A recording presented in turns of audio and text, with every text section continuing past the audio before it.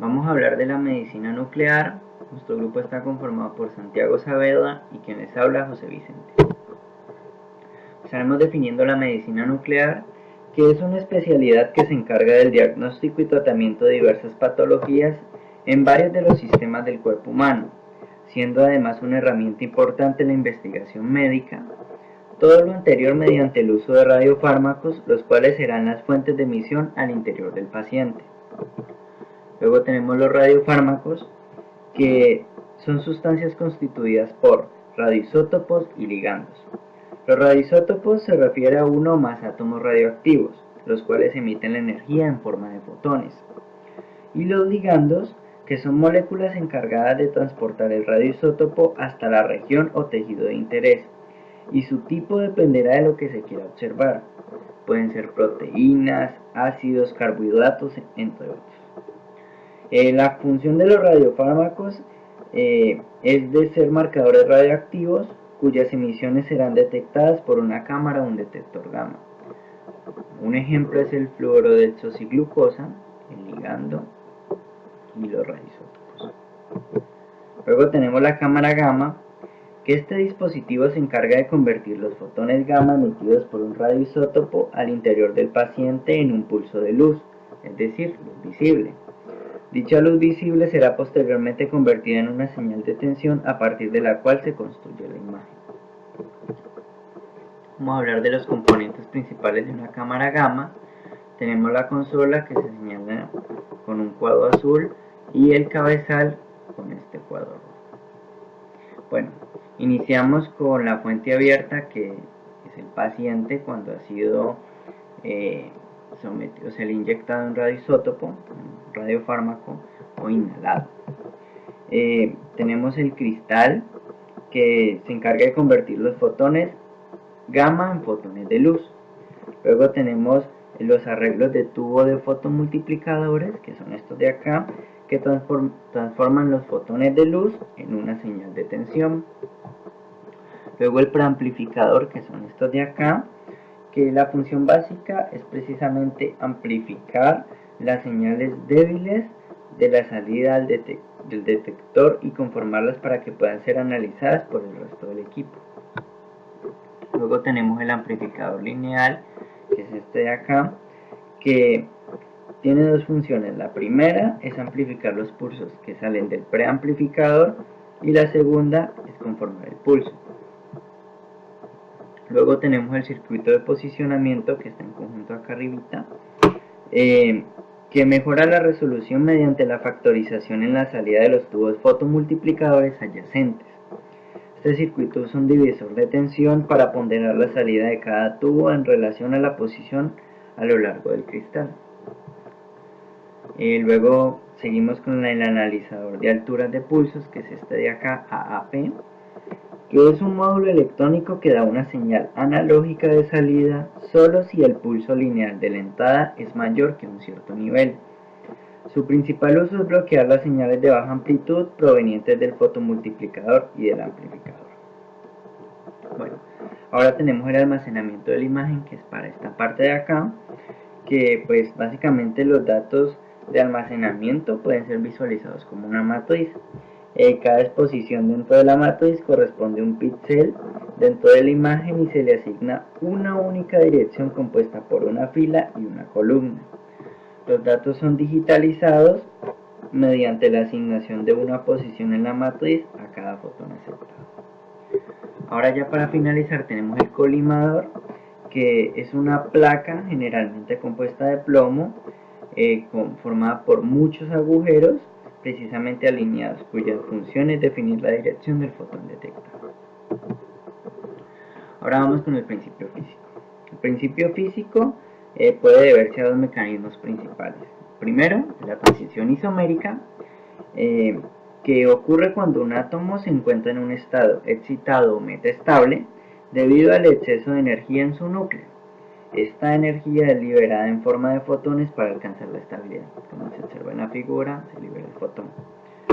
Luego tenemos la producción de pares, que en este ocurre cuando un fotón incidente desaparece y a partir de su energía se crea un par electrón-positón. El fotón libera un electrón y libera un positón. El positón interactúa con otros átomos perdiendo energía cinética y al desacelerarse se aniquila con un electrón cercano, como se observa acá, y esta aniquilación genera dos fotones de la misma energía, pero con direcciones opuestas. Su energía es de 511 kiloelectronvoltios. Bueno, ahorita vamos con las técnicas de imagenología. Pues la medicina nuclear abarca tanto el diagnóstico como el tratamiento de patologías. Sin embargo, en esta presentación nos enfocaremos en la obtención de imágenes diagnósticas. Dichas imágenes son de tipo tomografía y pueden ser en 2D o en 3D y representan la distribución del radioisótopo en el cuerpo del paciente. Estas imágenes son de gran utilidad diagnóstica debido a que no solo aportan información anatómica, sino también información funcional y molecular sobre los diferentes tejidos. En esta se distinguen dos técnicas en este campo, la SPECT y la PEC. Ahora, el SPECT, que es tomografía computarizada por emisión monofotónica, pues las imágenes son obtenidas mediante la cámara gamma, unida en una estructura la cual rota alrededor del paciente, como se observa en la figura, y registra imágenes planares denominadas proyecciones en cada paso angular. Estas imágenes planares pasan posteriormente por un proceso de reconstrucción para la formación de las imágenes tomográficas. Bueno, esta se basa en el principio de la transición isomérica, pues se detectan los fotones emitidos directamente del radioisótopo mientras este se estabiliza. Por su parte, la tomografía por emisión de positrones o PET se basa en el principio de producción de pares.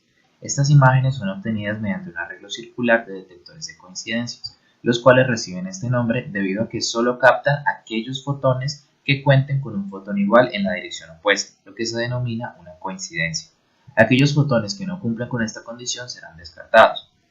Debido a esto, a diferencia del SPECT, la PET no requiere un proceso de reconstrucción, ya que la configuración de los detectores permite conocer la ubicación exacta de cada fotón, generando inmediatamente una imagen tomográfica. Las aplicaciones de la imagenología en la medicina nuclear son muy variadas, debido a que permite la visualización y el análisis de diferentes estructuras y sistemas al interior del cuerpo humano. Algunos de estos son el corazón, en el cual es posible la visualización del flujo sanguíneo y el funcionamiento mecánico, lo que se conoce como imágenes de perfusión cardíaca. Además, es posible detectar enfermedades en los vasos sanguíneos, como pueden ser las arterias coronarias, la aorta, entre otros. En el caso del cerebro, es posible detectar con facilidad la degeneración de los tejidos, lo que sirve para la detección temprana de desórdenes neurológicos como la enfermedad de Alzheimer, así como la detección de tumores, por lo que es una herramienta muy utilizada en el diagnóstico de cáncer. En el caso de los pulmones, es posible la exploración funcional de los mismos y de la circulación pulmonar, así como el análisis de los volúmenes pulmonares mediante la utilización de radiofármacos, los cuales son inhalados en lugar de inyectados. También se pueden detectar tumores en las estructuras pulmonares. Por último tenemos los huesos, en los cuales su principal uso es la evaluación de la presencia de tumores para la detección de cáncer o la posible metástasis en los huesos. Además se utiliza para la examinación de fracturas, infecciones y la artritis. Ahora como ejemplo describiremos el procesamiento de una imagen de tipo SPECT. El primer paso en el procesamiento de este tipo de imágenes es el de reconstrucción, que consiste en la construcción de una imagen tomográfica a partir de proyecciones. Estas proyecciones son, como podemos observar en la imagen, diferentes cortes transversales que se hacen de la estructura de interés o el órgano de interés, los cuales se conocen como bandas de proyección, y estas representan diferentes imágenes tomadas por la gamma cámara en todas las posibles posiciones angulares del mecanismo de rotación de la misma. La técnica más utilizada en la reconstrucción de este tipo de imágenes se conoce como retroproyección filtrada. En primer lugar, vamos a explicar qué es una retroproyección. Este proceso consiste en primer lugar, aplicar la transformada de Fourier a las diferentes proyecciones en sus respectivas direcciones y luego superponerla. Una representación numérica de este proceso podría ser la siguiente. Tenemos un arreglo numérico el cual representa una proyección que en este caso es paralela al eje horizontal. Esta proyección es posteriormente desplegada sobre una matriz que tendrá el tamaño de la imagen deseada. Luego se tiene un segundo arreglo numérico que en este caso es paralelo o es proyectado sobre el eje Y o el eje vertical y se superpone con la matriz anteriormente mencionada, de forma que cada valor se suma. De forma que a medida que se van agregando diferentes proyecciones o diferentes ángulos, se puede ir haciendo una reconstrucción del objeto deseado. En el caso de las imágenes médicas se utilizan de 30 a 200 proyecciones dependiendo del estudio que se esté realizando. Cuando se realiza una retroproyección se presenta una dominancia de las bajas frecuencias y se obtiene una imagen con pocos detalles, lo que se denomina como artefacto de estrella, ya que si observamos el dominio de la frecuencia, justo en el centro del espectro donde se encuentran las bajas frecuencias, se genera una estrella de gran densidad, de forma que estas frecuencias predominan. Por esto se utiliza la retroproyección filtrada, en la cual se aplica primero un filtro pasa altas a cada proyección, de forma que se pueda eliminar este artefacto y así se obtiene una retroproyección con mayor detalle y bordes más definidos. Tras realizar la reconstrucción de la imagen, se realiza un proceso de filtro de suavizado, es decir, utilizar filtros pasabajas para eliminar el ruido de alta frecuencia que fue inducido durante el proceso de reconstrucción. En el tipo de imágenes SPECT suele utilizarse filtros Baderwood y para elegir su frecuencia de corte se utilizan espectros como el que tenemos aquí, que es un espectro de frecuencia espacial donde tenemos la potencia de la imagen en términos de la frecuencia espacial de la misma, la cual está dada en ciclos por píxel. Para elegir entonces la frecuencia de corte suele utilizarse la intersección entre el componente de ruido y la potencia de la imagen. Dicha componente de ruido para este tipo de imágenes suele ser aproximadamente el 10% de la potencia de la imagen, de forma que cuando se obtiene este valor podemos elegir un valor muy cercano a este y tendremos una frecuencia de corte óptima. En este ejemplo podemos observar imágenes de perfusión cerebral, donde encontramos las imágenes reconstruidas sin filtrar y se pueden distinguir los componentes de ruido, pero no se observa con gran detalle la distribución de radiación. Aquí se utilizaron dos filtros Baderwood con orden 10 y dos frecuencias de cortes diferentes. En primer lugar se utilizó una frecuencia de corte de 0.1, es decir, una frecuencia de corte alejada de la intersección que está aproximadamente en 0.3, y con esta frecuencia de corte se obtuvo que las imágenes están sobresuavizadas, de forma que la distribución de la radiación y las diferentes estructuras se unen entre sí y alteran su geometría, lo que dificulta la visualización de las imágenes. Mientras que al utilizar una frecuencia de corte de 0.2, que es más cercana a la intersección entre el ruido y la potencia de la imagen, podemos observar cómo se distingue con mayor facilidad la distribución de la radiación y se pueden ver las estructuras y tejidos que no están emitiendo radiación. La última etapa en el procesamiento de este tipo de imágenes es la corrección de atenuación, la cual debe ser realizada debido a que cuando los fotones son producidos en un punto más central del cuerpo humano, deben viajar distancias más largas e interactuar con una mayor cantidad de tejidos, presentando una mayor atenuación que si fueran producidos en un punto más superficial. Este procedimiento básicamente consiste en tomar la imagen tomográfica ya reconstruida, la cual, como podemos ver, tiene una menor intensidad en el centro del corte, y multiplicarla por un factor de corrección, obteniendo así una imagen con una distribución de radiación que es más fiel a la realidad.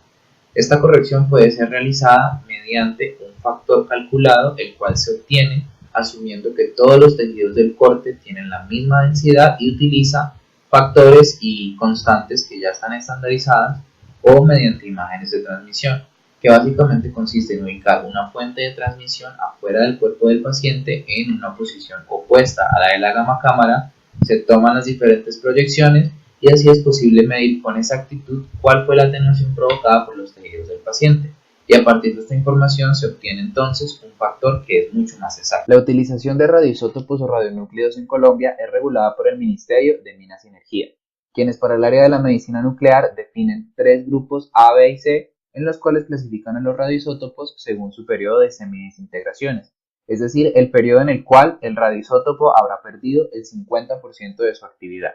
En los dos primeros grupos A y B tenemos aquellos radionúcleos con un periodo de semidesintegraciones bajo, y son aquellos que se utilizan para los procesos de imagenología como el PET y el SPECT, donde se encuentra el renio, el tecnesio metastable, el galio, el indio y el talio.